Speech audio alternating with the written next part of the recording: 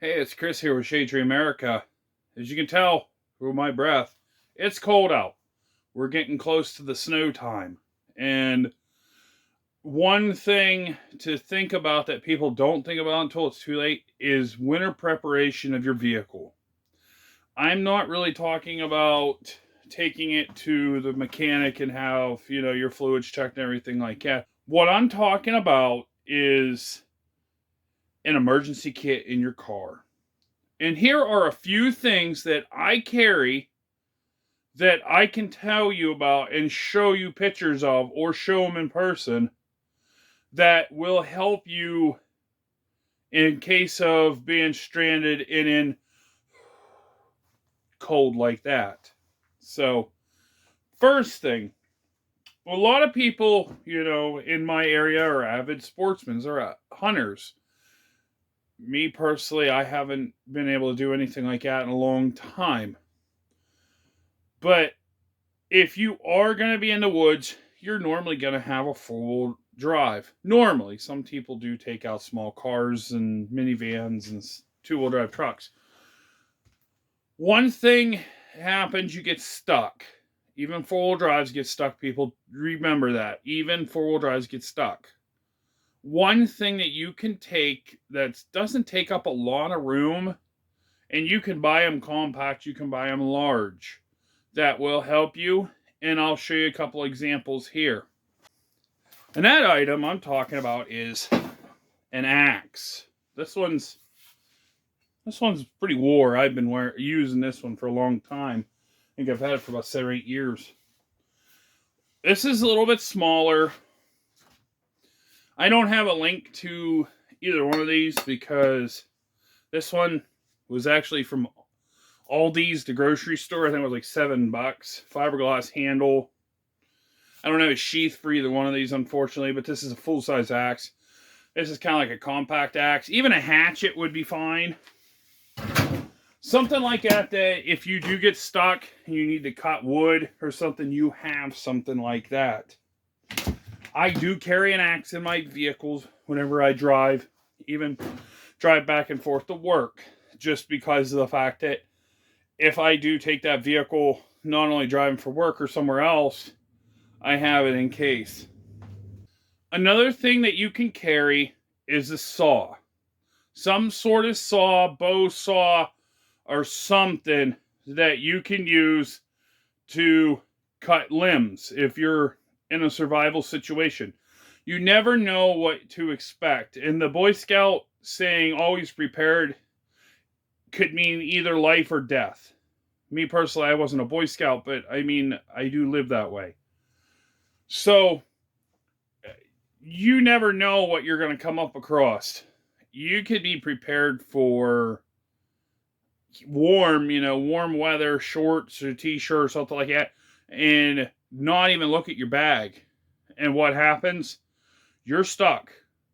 And then you don't have anything extra that's worthwhile for that. So, some sort of, as much as an axe is worthwhile, worth its weight in gold, the saw works just as well on a lot of things too. And sometimes even better, because you're not swinging that saw to cut. You're going to swing the axe, and possible, if you're not paying attention or you're very inexperienced, accidents happen that way. And it's always good to have a backup to cut stuff. Another item is a tarp. You can buy a 5x7 tarp. They fold up very easy for a couple bucks at Harbor Freight or most any other hardware stores. And right there is your instant shelter. If you need to get under your vehicle, you have something to lay on. You can use that in certain colors as a way to signal for help as well. Like, you're putting that silver side out around brown. That's something that's very easily noticeable. So, that's another thing I carry as well that helps out, that will help you out. Another item is the little Banquet Heaters. Or these are little Banquet cookers They're little, I think Sterno makes some as well, little Sterno heaters. You see a lot of people online making their own out of toilet paper in cans. Very good idea if you don't want to go that route. Places, I don't know if you have them around your area, Dollar Trees sell those in like the party supplies section. These items are very easy to deal with. All the fluids right inside there, you can see in the canister with a wick. They last somewhere of a couple hours, 2 to 3 hours. One thing I do advise, if you're going to store them, make sure you're storing them standing straight up. They will have a tendency every once in a while to leak out. And also, put them in some sort of a baggie or something. That's another good thing to do for storage. Another item that I carry as well, that hopefully this will help you out as well, is hot hands. They're only like $1, $1.50 at, stores. Walmart has them. Everything like that, you find them in the sporting goods section. Go to the sporting goods store. Everything from probably, Cabela's has them, and places like that as well. Hardware stores, local hardware stores, Ace, True Value, these guys. And a lot of times these are found right at the checkout counter whenever you're leaving, especially in times like this. So that's another thing. Those things last up to 8 hours. Usually I get about 4 hours. That consistent heat is something that will help you out as well. And that's one thing that I do carry. Another item I carry is something I've already featured 2 of these in the past, and I will have one of them at least in my vehicle whenever I'm out this winter, is a survival shovel. Check out my previous video if I can. I'll put a link in the description down below, down below here, where I showed one company called Rhino USA. Has a nice lifetime guaranteed shovel setup. Very good setup with what they have. One is an actual survival shovel with tools, a little saw, a little whistle, and a flint. So you don't have to worry about, carrying some extra stuff. It's all in that handle, and it's an aluminum handle.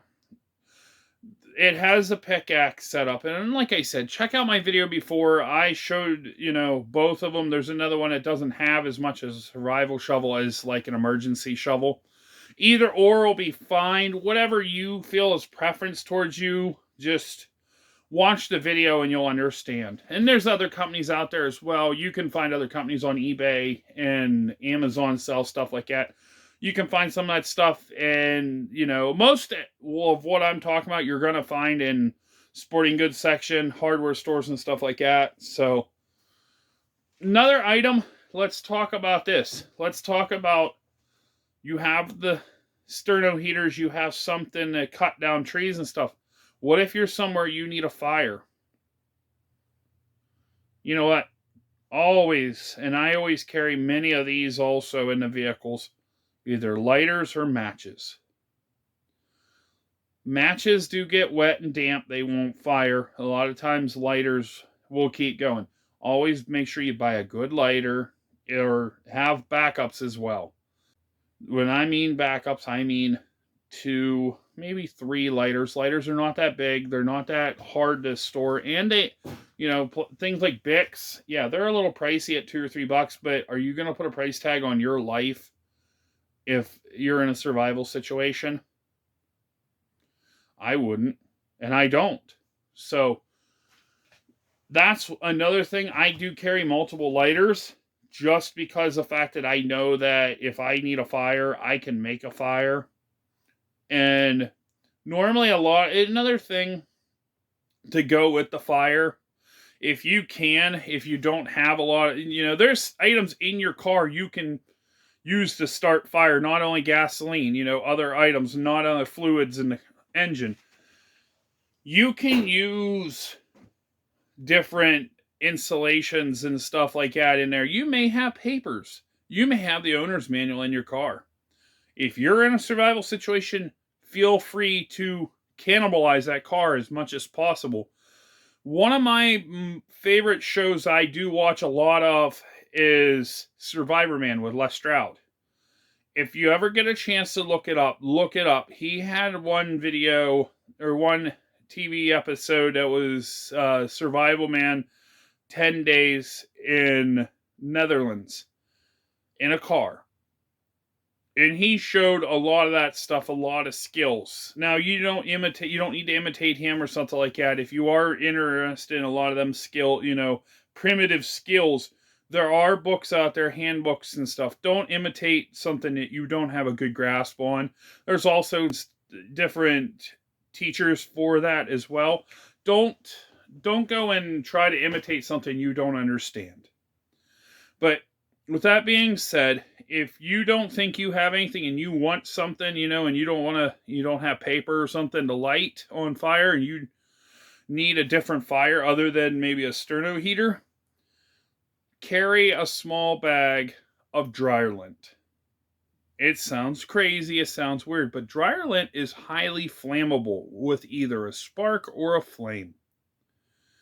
So if you are in a situation where you need a quick fire, you got cold, you're shivering, you grab that stuff out, take your axe, cut down a little piece of the limb if you're able to or something, and there you go. You have yourself a quick fire, easy tinder. You don't have to look for tinder, you just look for your big stuff. So that's one thing. And also, if you don't have a lighter and you want to have a backup, let's talk about another thing that you can use also as a fire starter. And I brushed upon this with the survival shovel. And that's a striker, a flint rod, something like that. And I'm telling you, you're going to have a fast flame with dryer lint if you're going to use a some sort of device, either a magnesium rod or whatever you're going to use. You're going to have a fast flame. And you may be able to save, those will last a lot longer as well. And if they get wet, they will dry out and be used. So if you want to go that way, or go both ways, so lighter or that and that. So another thing I do carry other stuff, of course, medications, a first aid kit. Always carry a small first aid kit. Pack it yourself. You know what's in there. There's other videos that I can, link maybe if I can find them to different, ideas on survival kinks or, kits and stuff. So about 2 more items, and then I think that's going to be good enough. It gives you a good idea of what you need. Maybe, 3. We're going to go with 3. So one is blanket. Some sort of blanket or blankets, if you're able to. I carry like a 0 degree sleeping bag. I carry that, also a fleece heated blanket. And not everywhere you can go, you're going to be able to use a 12-volt heated blanket. But at least it's a blanket of some sort. I wouldn't use that heated blanket personally quite a bit because you're going to run the battery dead. And then if you need the 4-ways or a horn to signal for help, you're not going to have it. But some sort of blanket in case, overnight and stuff. They say that your vehicle is like a tomb. It's hard to keep warm with just body heat. But if you have a warm enough blanket, your body heat's going to be trapped inside underneath that blanket. It's going to be a good insulation. And you're going to have a good, start to at least keep warm. Or if you need to abandon your vehicle, you have the blanket to carry to cover up with, or use as, the old-fashioned sack to throw over the shoulder with a stick or something like you seen back like 100 years ago. They made those little pouches. So another one that we'll go down to 2 left here. Some sort of container. I carry like a Boy Scouts Army kit. They're not that much. I think they're like $6-7, maybe up to 10. You don't have to go with the Boy Scout one. Different companies like Ozark Trail, Coleman, places like companies like that, they do make those. And there's also off brands, of course. Pretty much everything I'm telling you, you could probably find online on eBay, Amazon, that there's multiple different companies that make them. I carry that because if it's in the wintertime, you're able to boil water to purify it to drink. You'll have warm water in your body, to warm up. Also, you can melt snow, and then you can have some water that way as well if it is snowing out. So, and of course, if you do trap something, if you are proficient in that, you have that as well. And the last thing is carry some shelf-stable food. And I'm not talking about, grabbing canned food and stuff. Canned food's going to freeze and bust in the cold. What I'm talking about is beef jerky, crackers, different things like that. Stuff that you can hold on. Gummy snacks is another one. Dehydrated banana chips, vegetables, fruits, whatever you can get your hands on. Stuff like that will last for a long time. They give you a lot of that sugars that you need to get moving. And some of that stuff is high in calorie, but if you're going to be in a survival situation, you're going to be doing a lot of either trekking for help, or you're going to be doing a lot of stuff to help yourself maintain what you have going on. So that's just a few items that I carry. I do carry more. I carry other things too that I didn't list. It's always good to be prepared.